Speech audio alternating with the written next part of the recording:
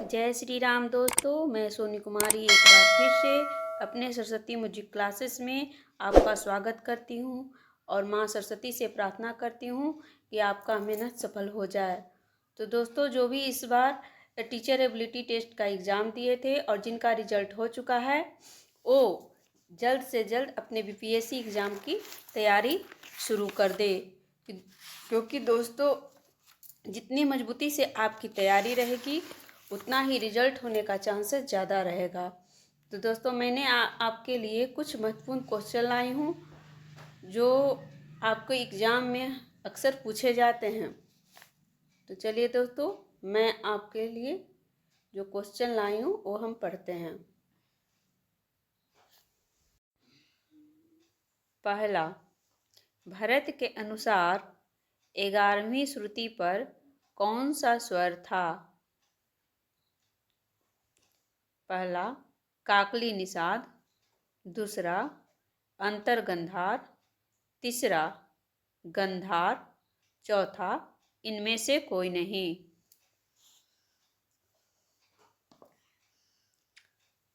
तो इसका सही आंसर होगा दोस्तों दूसरा, अंतर्गंधार।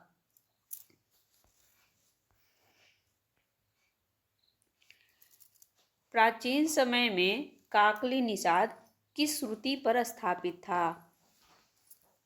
प्राचीन समय में काकली निषाद किस श्रुति पर स्थापित था? पहला 20, दूसरा 22, तीसरा 4, चौथा 2।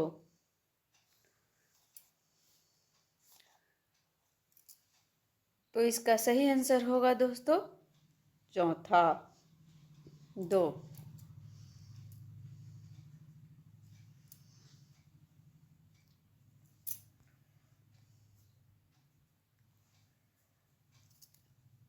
गंधार जब अपने स्थान से 2 श्रुति चढ़ जाता है तो वह क्या कहलाता है? गंधार जब अपने स्थान से 2 श्रुति चढ़ जाता है तो वह क्या कहलाता है? पहला अंतर्गंधार, दूसरा साधारण गंधार, तीसरा च्युतम गंधार, चौथा गंधार।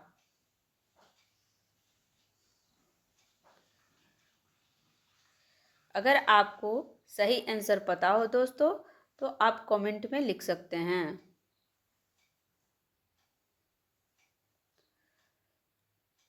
तो इसका सही आंसर होगा दोस्तों पहला, अंतर्गंधार।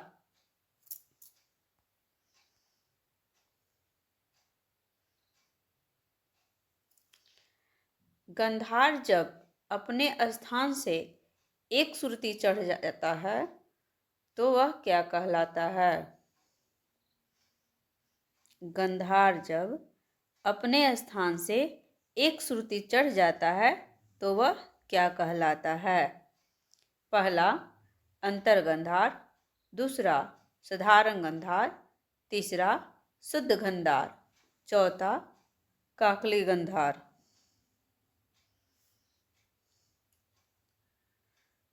तो इसका सही आंसर होगा दूसरा, साधारण गंधार।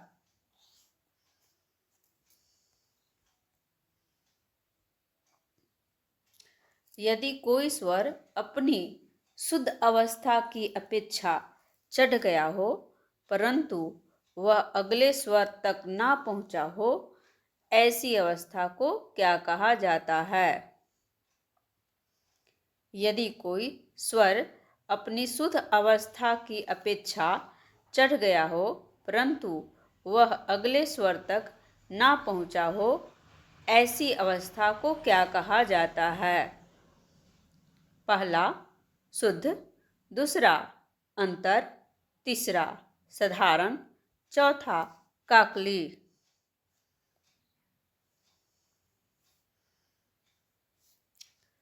तो इसका सही आंसर होगा दोस्तों तीसरा, साधारण। महर्षि भरत ने कितने शुद्ध स्वर माने हैं? महर्षि भरत ने कितने शुद्ध स्वर माने हैं? पहला 9, दूसरा 6, तीसरा 7, चौथा 8। तो इसका सही आंसर होगा दोस्तों तीसरा 7।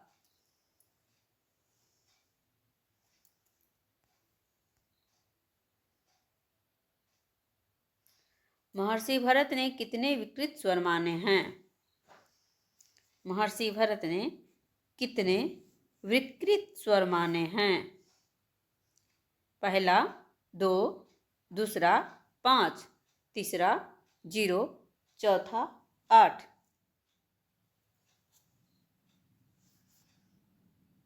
तो इसका सही आंसर होगा दोस्तों पहला 2।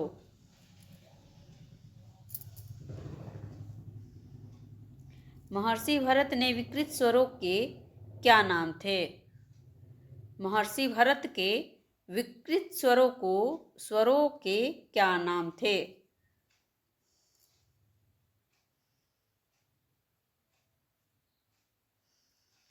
पहला कोमल धैवत तथा कोमल ऋषभ, दूसरा काकली निषाद तथा कोमल गंधार, तीसरा अंतर्गंधार तथा काकली निषाद, चौथा अंतर्गंधार तथा कैसिक निषाद।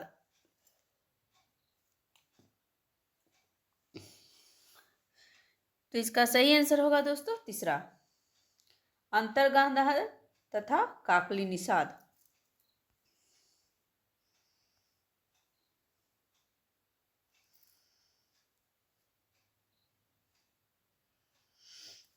स्वर शब्द की व्याकरणगत व्युत्पत्ति का दर्शन किस ग्रंथ में सर्वप्रथम प्राप्त होता है? स्वर शब्द की व्याकरणगत व्युत्पत्ति का दर्शन किस ग्रंथ में सर्वप्रथम प्राप्त होता है?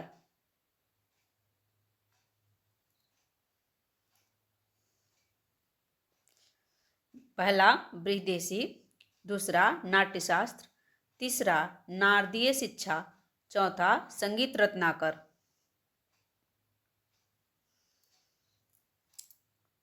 तो इसका सही आंसर होगा दोस्तों पहला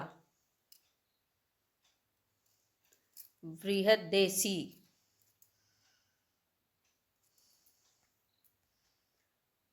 श्रीनिवास ने कितने विकृत स्वर माने हैं? श्रीनिवास ने कितने विकृत स्वर माने हैं? पहला 0, दूसरा 4, तीसरा 3, चौथा 5। तो इसका सही आंसर होगा दोस्तों चौथा 5। ईरानी संगीत में स्वर को क्या कहा जाता है? ईरानी संगीत में स्वर को क्या कहा जाता है? पहला मुकाम, दूसरा हंगाम, तीसरा स्वर, चौथा इनमें से कोई नहीं। तो इसका सही आंसर होगा दोस्तों दूसरा हंगाम।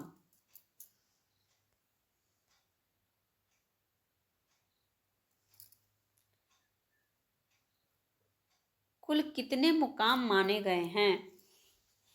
कुल कितने मुकाम माने गए हैं? पहला 22, दूसरा 7, तीसरा 12, चौथा 20। तो इसका सही आंसर होगा दोस्तों तीसरा 12। वीणा की तार पर सर्वप्रथम स्वर स्थापना पद्धति किसने बनाई?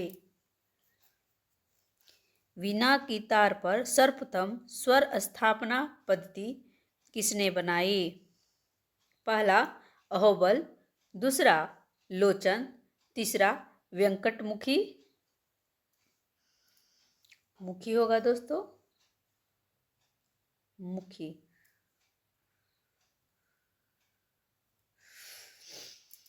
चौथा भरत। तो इसका सही आंसर होगा दोस्तों पहला अहोबल।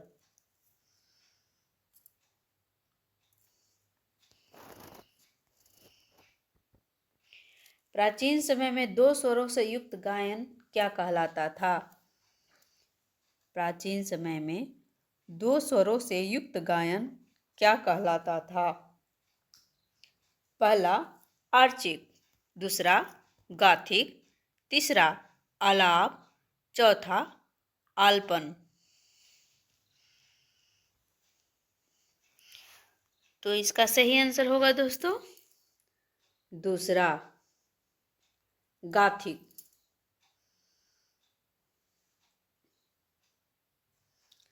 अगर हमारा वीडियो पसंद आ रहा है दोस्तों तो आप इसे सब्सक्राइब कर दें, लाइक कर दें और शेयर कर दें।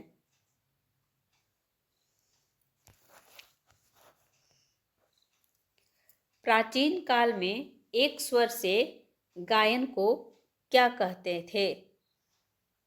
प्राचीन काल में एक स्वर से गायन को क्या कहते थे?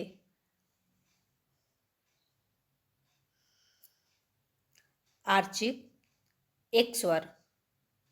पहला आर्चिक, दूसरा एक स्वर, तीसरा सामिक, चौथा गाथा। तो इसका सही आंसर होगा दोस्तों पहला आर्चिक।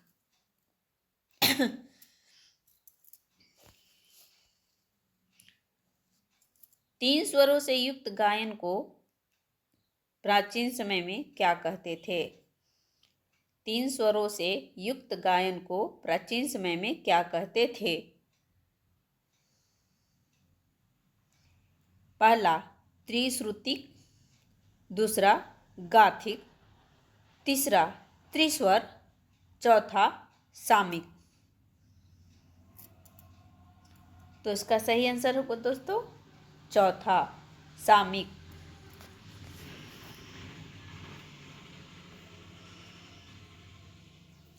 भारतीय संगीत में षड्ज का संबंध किस रंग से माना गया है?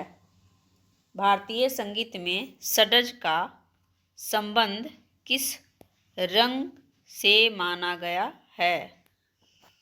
सफेद, पहला सफेद, दूसरा हरा, तीसरा लाल, चौथा पीला।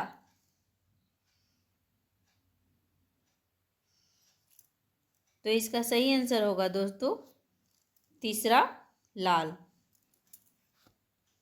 भारतीय संगीत में षड्ज का संबंध लाल रंग से माना गया है। सुनहरी रंग किस स्वर से संबंधित था? सुनहरी रंग किस स्वर से संबंधित था? पहला गंधार, दूसरा धैवत, तीसरा पंचम, चौथा ऋषभ।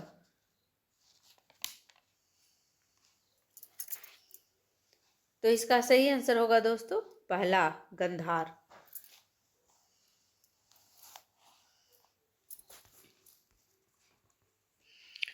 किस पशु या पक्षी का संबंध निषाद स्वर के साथ जोड़ा गया है? किस पशु या पक्षी का संबंध निषाद स्वर से जोड़ा गया है? पहला मेढक, पहला हाथी, दूसरा मेढक, तीसरा मोर, चौथा चातक।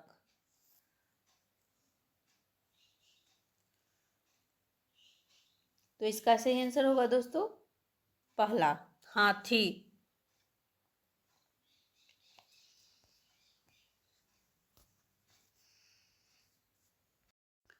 धैवत स्वर का संबंध किस रस से जोड़ा गया है?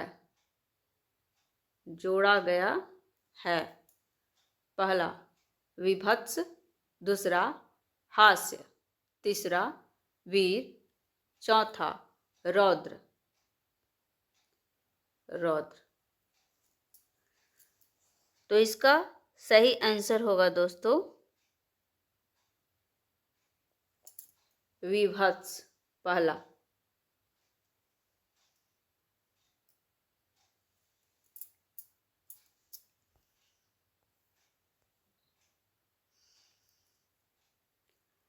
भरतकालीन मध्यम स्वर मध्यकाल में किस नाम से जाना जाने लगा था?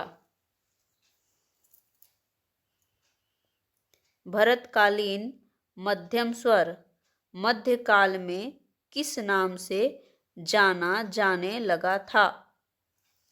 पहला पंचम, दूसरा षडज, तीसरा धैवत, चौथा गंधार।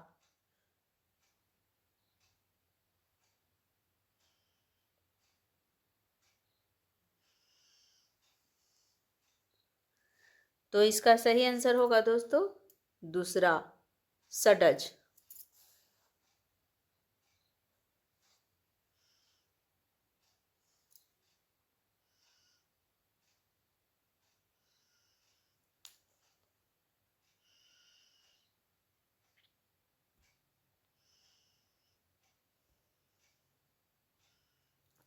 अगला,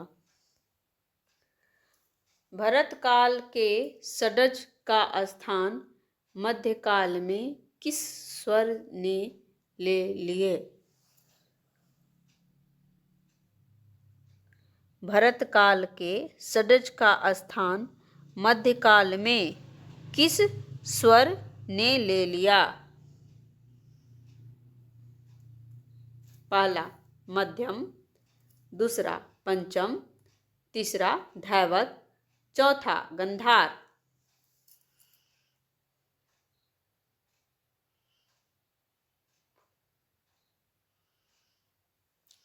तो इसका सही आंसर होगा दोस्तों दूसरा पंचम।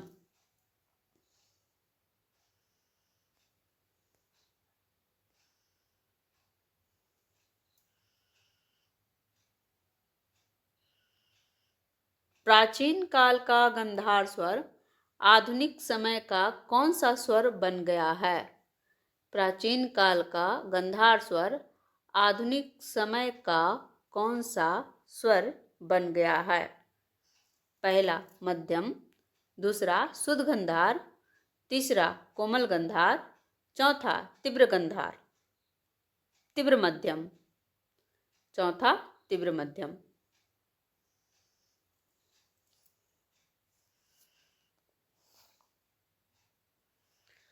तो इसका सही आंसर होगा दोस्तों तीसरा कोमल गंधार।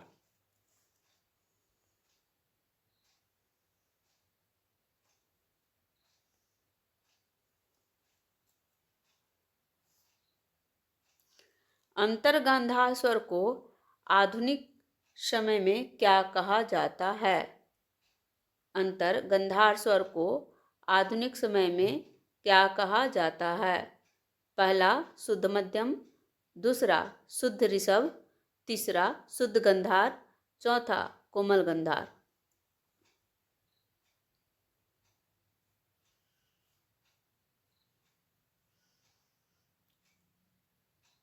तो इसका होगा सही आंसर दोस्तों तीसरा शुद्ध गंधार।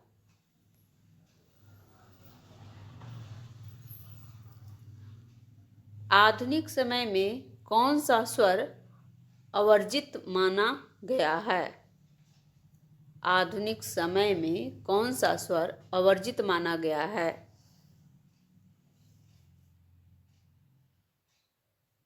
पहला षडज, दूसरा पंचम, तीसरा मध्यम, चौथा गंधार।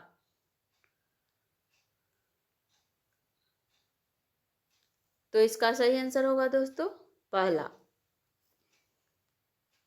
षडज। भरत ने कौन कौन से अंतराल युक्त स्वर युग्मों को संवादी कहा है? भरत ने कौन कौन से अंतराल युक्त स्वर युग्मों को संवादी कहा है?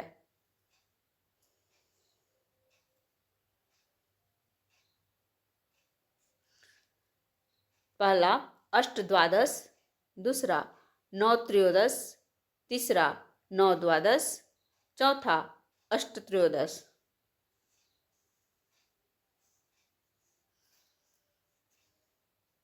तो इसका सही आंसर होगा दोस्तों दूसरा 9 त्रयोदश।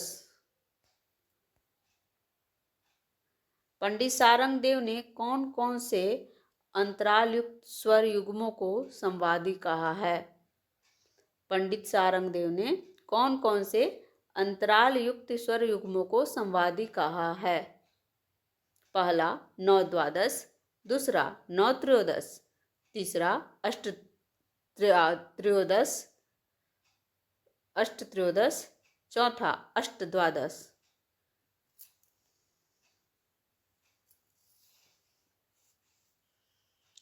तो इसका सही आंसर होगा दोस्तों चौथा अष्ट द्वादश।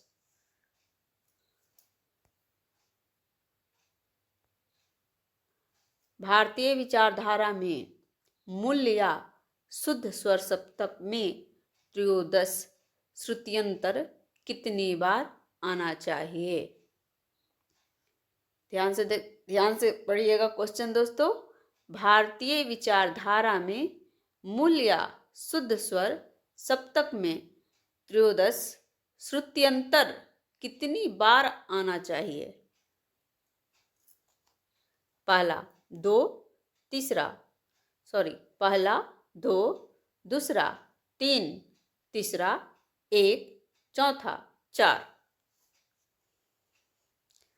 तो इसका सही आंसर होगा दोस्तों दूसरा।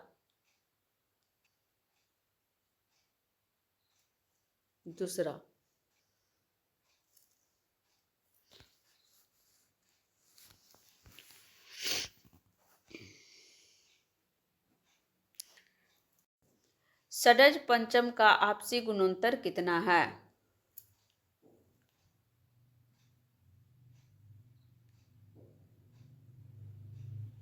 षड्ज पंचम का आपसी गुणोत्तर कितना है?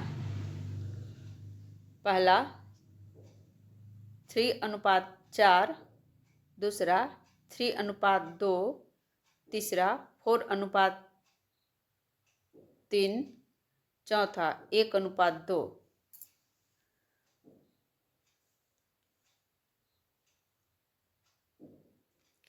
तो इसका सही आंसर होगा दोस्तों दूसरा 3:2।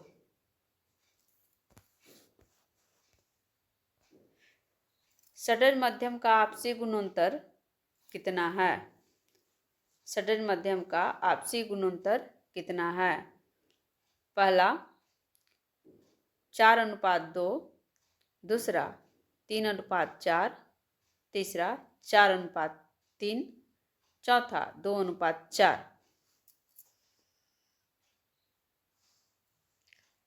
तो इसका सही आंसर होगा दोस्तों तीसरा 4:3।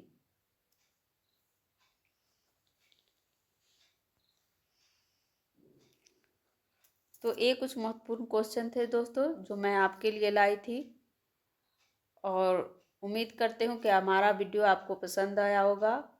और अगर हमारा वीडियो आपको पसंद आया दोस्तों तो इसे ज़रा सब्सक्राइब कर दे, ताकि हमारा भी मेहनत जो लगता है उससे मनोबल मेरा बढ़े, ताकि मैं और कुछ क्वेश्चन आपके लिए ला सकूं। धन्यवाद दोस्तों। जय श्री राम।